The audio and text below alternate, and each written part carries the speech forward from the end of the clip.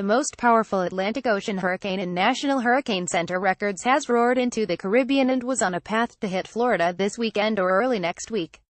As of Thursday morning, Irma was still a Category 5 storm.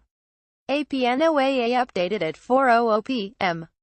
ET Thursday. Irma is one of the most powerful Atlantic Ocean hurricanes ever recorded, and its wind speeds remain near 180 miles per hour, with stronger gusts. As this monster churns through the Caribbean and heads toward Florida, here is the lowdown. How dangerous is it? Irma is a Category 5 storm, which means sustained winds of greater than 157 miles per hour. Winds that strong can destroy framed homes and many masonry structures that aren't reinforced.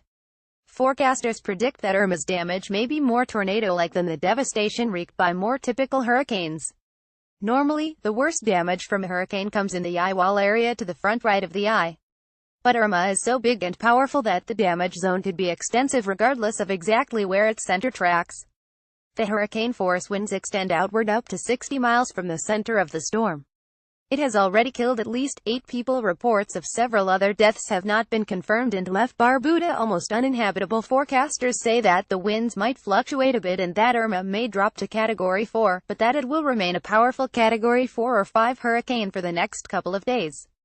How does Irma compare with Harvey? Harvey caused trouble by basically parking in one place and dropping mind-boggling, historic amounts of rain. Irma, by contrast, is a whirling dervish that has been sweeping through the Caribbean islands and leaving devastation in its wake. Unlike Harvey, Irma's damage should come primarily from storm surge and the violent winds. What could Irma do to Florida? The National Hurricane Center says that the best predictions now bring the core of Irma very near the southeast Florida coast in about 3 days. A hurricane watch is now in effect for much of Cuba, and also southern Florida, including the Florida Keys, Jupiter Inlet southward around the Florida Peninsula to Bonita Beach, Lake Okeechobee, and Florida Bay.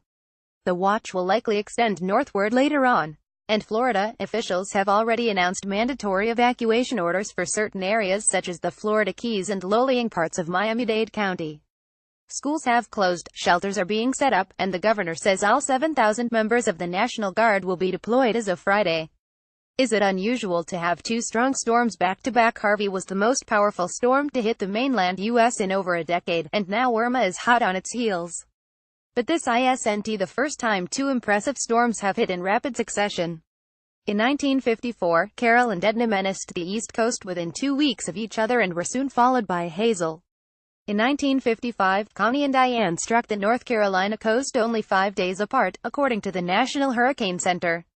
But hurricanes draw their strength from the warmth of water below, and climate scientists point out that global climate change is increasing ocean temperatures, likely producing more powerful storms.